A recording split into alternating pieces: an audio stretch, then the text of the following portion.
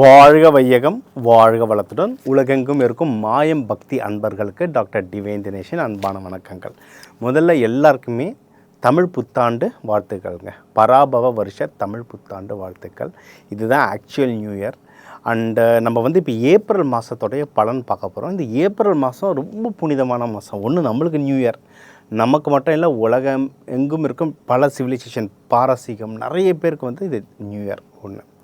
இன்னொன்று, இதில் தான் நம்மளுக்கு சித்திரை திருவிழா நடக்குது. மதுரை அம்மா மீனாட்சி அம்மா பதவி ஏற்ற நாள், ராணியாக பதவி ஏற்றது.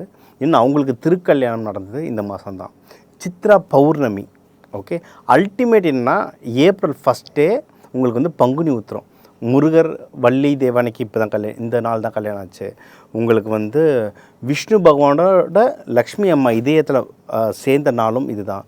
சிவன் பார்வதி கல்யாணம் ஆனனாலும் இதுதான். அதனால் இது ரொம்ப புனிதமான மாதம்.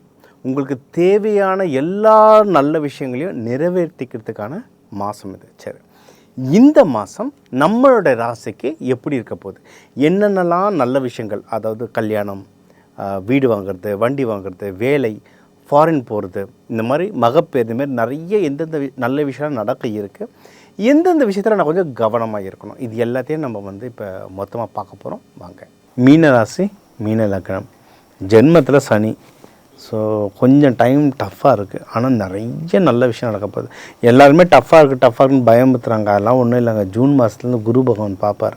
சரிங்களா? 1-2 மாதம் கொஞ்சம் பல்ல கடிச்சு போட்டுக்கோங்க. அதுக்கப்புறம் டைம் நல்லாயிருக்கு. இப்போவே உங்களுக்கு நிறைய விஷயம், நல்ல விஷயம் இருக்குது. அதில் கான்சன்ட்ரேட் பண்ணிங்கனாவே அடுத்த 2 மாதத்துக்கு நீங்கள் ரெடி ஆகிடுவீங்க. ஏன்னா குரு பகவான் உள்ளே வரும்போதெல்லாம் ஒன்றும் ரெடி ஆகிடுவீங்க. எது ரெடி ஆகிடுவீங்கன்னா, உங்களுக்கு இன்வெஸ்ட்மெண்ட்டுக்கு நல்லாயிருக்கு. ஏதாவது இது நீர் ராசி, பெண் ராசி, நிலம் வாங்கிறதுக்கு, இன்வெஸ்ட்மெண்ட் வாங்கிறதுக்கு, குடும்பத்தை சேஃப்டியாக வச்சு, இவங்க மீனம் எப்படின்னா யானை, பெண் யானை மாதிரி. சரிங்க? அதை ரேவதியில் இருக்கவங்களாம் பெண் யானை மாதிரி குடும்பத்தை ஒன்றா பார்த்துக்கணும், பத்திரமா பார்த்துக்கணும்னு நினைக்கிறப்ப நீங்கள் குடும்பத்துக்கு ஏதாவது செய்யணுன்னா தாராளமாக செய்யலாம். ஏன்னா வீடு வாங்குறது, நிலம் வாங்குறது, நகை வாங்குறது, இன்வெஸ்ட்மெண்ட் பண்ண போகிறது, இதெல்லாம் குடும்பத்துக்கு ஃபேமிலிக்கு பண்ணுறது பெஸ்ட்டாக இருக்கும். இது ஒன்று. அடுத்து, நீங்கள் எதுவாக இருந்தாலும் பிஸ்னஸில் முன்னேறத்துக்கு பயங்கரமான வாய்ப்புகள் இருக்குது. வெளிநாடுகளில் போயிட்டு நீங்கள் பண்ணிட்டு வந்தாலும் சரி, வெளிநாட்டில் விற்கிறதா இருந்தாலும் சரி, பிஸ்னஸாக நீங்கள் பண்ணுறதுக்கு அதிகமான வாய்ப்புகள் இருக்குது. நீங்கள் எடுக்கிற முயற்சிகளில் சிறு சிறு தடங்கள் வந்தாலும் கொஞ்சம் முட்டி மோதிங்கன்னு ஜெயிச்சிடுவீங்க. சரிங்களா? முக்கியமாக நீங்கள் எதுனா ஆஃபீஸில் எதுனா அன்வான்ட் பாலிட்டிக்ஸ் வந்தாலும் கொஞ்சம் பொறுமையாக இருங்க. நீங்கள் பொறுமையான ஆள் தான். ஏன்னா குரு வீடு இது, பொறுமையானவங்க.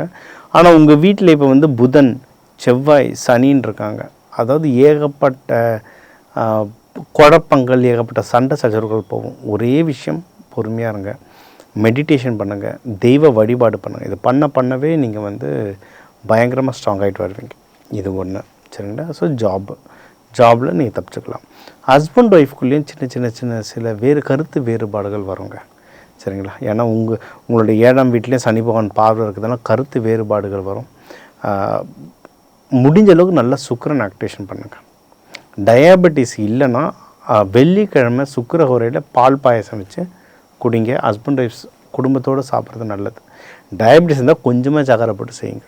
இதெல்லாம் சுக்கிரன் ஆக்டிவேஷன் பண்ணுறதுக்கு. நீங்கள் டீயில் ஏலக்காய் போட்டு குடிங்க. நீங்கள் குடித்து மட்டும் இல்லை, ஃபேமிலி மெம்பர்ஸ்க்கும் தாங்க. இதெல்லாம் சுக்கிரன் ஆக்டிவேஷன் பண்ண உங்களுடைய ஸ்பவுஸ், ஹஸ்பண்டோ ஒய்ஃப்கிட்டையோ நல்ல ஒரு கருத்து அலைன் ஆகும். இது ஸ்பவுஸ் மட்டும் இல்லைங்க, உங்கள் பிஸ்னஸ் பார்ட்னர், உங்கள் ஃப்ரெண்ட்ஸ், உங்கள் எதிர்க்க இருக்கவங்க யாராக இருந்தாலும், உங்கள் ஆஃபீஸ்லேயே உங்கள் கொலீக் இருந்தால் கூட, நீங்கள் ஆஃபீஸில் பிரேக் டைம் போகிறீங்கன்னா ஒரு ஏலக்காய் டீ மாதிரி நீங்களே வாங்கி கொடுங்க. நீங்கள் உங்கள் பஞ்சபூதம் நீர் பஞ்சபூதம். இதை ஆக்டிவேட் பண்ண உங்கள் பஞ்சபூதத்தை ஒருத்தருக்கு நீங்கள் வாங்கி தர அவங்க உங்களுக்கு ஃப்ரெண்ட் ஆகிட்டே வருவார். இதெல்லாம் இதெல்லாம் ஒரு சூட்சமங்கள். உங்கள் பஞ்சபூதம் இது அட்லாஸ்ட் எல்லாமே கடைசியில் பஞ்சபூதம் தான். உங்கள் பஞ்சபூதத்தை ஆக்டிவேட் பண்ண நீங்கள் ஸ்ட்ராங் ஆகிட்டே இருப்பீங்க. உங்கள் ஆப்போசிட்டில் இருக்கவங்க, இல்லை உங்களுக்கு யார் பிரச்சனை தராங்களோ அவங்களுக்கு ஏலக்காய் டீ மாதிரி வாங்கி கொடுத்தாங்க. நீங்கள் ஒரு 6 நாள் தொடர்ந்து பண்ணுங்கண்ணே, 6-7 நாள் என்னென்ன டிஃப்ரென்ஸ் வருதுன்னு நீங்களே லைஃப்பில் கண் கூட பார்ப்பீங்க. இது இன்னொன்று, உங்களுக்கு குருமார்களுடைய சப்போர்ட் நல்லா வருங்க. என்னது குரு வீடு, உங்களுக்கு குருமார்கள், சித்தர்கள் வழிபாடு, இதெல்லாம் ரொம்ப நல்ல பலன் தரும். சரிங்களா? கல்யாணம் யாரோ பொண்ணு மாப்பிள்ளை வீட்டுக்கு போகிறீங்க, கல்யாணம் பார்க்க போகிறீங்க, தடங்கள் ஆகுதுன்னா உங்களுக்கு வந்து வியாழக்கிழமை குரு ஹோரையில் போங்க, உங்களுக்கு ரொம்ப நல்லது. பொண்ணு வீட்டுக்கு மாப்பிள்ளை வீட்டுக்கு போகிறேன், இல்லை முடிவாயிடுச்சு பூ வைக்க போகிறோம், நிச்சயதார்த்தம் பண்ண போகிறோன்னா குரு நாள் வியாழக்கிழமை குரு ஹோரையில் போங்க, ரொம்ப நல்லது. யாராவது குழந்தை பாக்கியத்துக்கு ட்ரை பண்ணுறீங்க, டாக்டர் பார்க்க போகிறீங்க, ஐபிஎஸ் பார்க்க போகிறீங்க, எமர்ஜென்சி இல்லை அப்படின்னா அப்பாயின்மெண்ட் வந்து வியாழக்கிழமை குரு ஹோரையில் உங்களுக்கு நல்லது. பொதுவாகவும் இது நல்லது, ஏன்னா குரு பகவான் தான் குழந்தைங்க, குழந்தை பாக்கியத்துக்கு குரு பகவான் ஓகேங்களா. எல்லாருக்குமே இது நல்லது. முக்கியமாக மீன ராசி லக்னக்காரங்களுக்கு வந்து இந்த டே இந்த டைம் வந்து உங்களுக்கு ரொம்ப சூப்பராக இருக்கும். குழந்தை பாக்கியத்துக்கு எந்த ஒரு நல்ல காரியமும் வியாழக்கிழமை குரு ஹோரையில் பார்த்தீங்கன்னா நீங்கள் ஜெயிக்கிறதுக்கு வந்து அதிகமான வாய்ப்பு இருக்கு. இதை தாண்டி உங்களுக்கு வந்து பணம் சேரவோ இல்லை குழந்தை பாக்கியத்துக்கு கல்யாணத்துக்கு எதுவாக இருந்தாலும் நீங்கள் சிவன் கோவில், முக்கியமாக நீங்கள் வந்து மீனாட்சி சுந்தரேஸ்வரர் கோவிலில், தட்சிணாமூர்த்தி கோவிலில் வர குழந்தைங்களுக்கு பூந்தி கொடுங்க.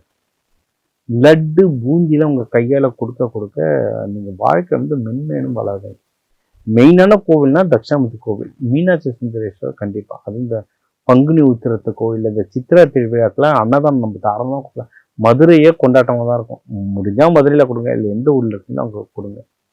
நீங்கள் பெருமாள் வழிபாடு பண்ணுறவங்களாம் தான் லக்ஷ்மி நரசிம்மர் கோயிலில் போயிட்டு இந்த பானகம், வெள்ளம் தண்ணி இருக்கும் பானகம், அதை வந்து எல்லாருக்குமே கொடுத்துக்குவாங்க. இது கொடுக்கவே இந்த லைஃப் வந்து ரொம்ப சிறப்பாக இருக்கும். இந்த மாதம் வந்து அமோகமாக ஆகும். இப்போ உங்கள் ராசிக்கு முக்கியமான எல்லா விஷயங்களும் பார்த்தோம்.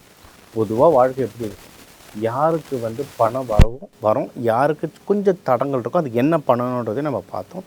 யாருக்கெல்லாம் திருமணமாகும், மகப்பேறு, யாருக்கு நல்லபடியாக லவ் அமையும், யாருக்கு வேலையில் நல்ல ப்ரமோஷன் சேலரி ஹைக் வரும், யாருக்கு பிஸ்னஸ் நல்லா வளரும், யார் யாருக்கு கடன் வாங்கலாம், யார் யாருக்கு கடன் வாங்கக்கூடாது, எந்த குழந்தைங்க நல்லா படிக்கும், யாரெல்லாம் அப்ராடு போக முடியும், படிப்பு வேலை ரெண்டுத்துக்குமே, இதெல்லாம் பொதுவான பலன்கள் நம்ம எல்லாமே ஃபுல்லாக பார்த்துட்டு வந்தோங்க. சரி, நம்ம ஒரு ராசிக்கும் 1 கோடி தமிழர்கள் இருக்காங்க, இது எல்லாருக்கும் பொதுவாக பார்த்தது. உங்களுடைய ஜாதகம், உங்களுடைய ராசி லக்னம் நட்சத்திரம் பொறுத்து உங்களுக்கு வந்து சில விஷயங்கள் மாறும், சரிங்களா. அது உங்களுக்கு மெயினாக ஏதாவது உங்களுக்கு அதில் தெரிஞ்சுக்கணுன்னா நீங்கள் வந்து தாராளமாக என்னை வந்து தொடர்பு கொள்ளலாம். மெயினாக என்ன, அடுத்து மெயினாக என்னென்னா, நம்ம எந்த ராசி எந்த லக்னமாக இருந்தாலும் இந்த மாதம் புனிதமான மாதம். நீங்கள் பார்த்தீங்களா, சிவன் பார்வதி கல்யாணமானது இதுதான் பங்குனி உத்திரம். விஷ்ணு மகாலட்சுமிக்கு ஒன்றா சேர்ந்தது இதுதான். ரங்கநாதர் ஆண்டல் அம்மாவோட சேர்ந்தது இந்த நாள் தான். முருகன் தெய்வானையோட சேர்ந்தது கல்யாணமானது இந்த நாள் தான். வள்ளி அம்மாவோட சேர்ந்ததும் இந்த நாள் தான்.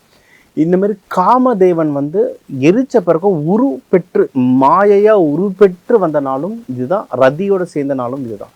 இந்த மாதிரி எண்ணில் அடங்காமல் பெரிய லிஸ்ட்டுங்க.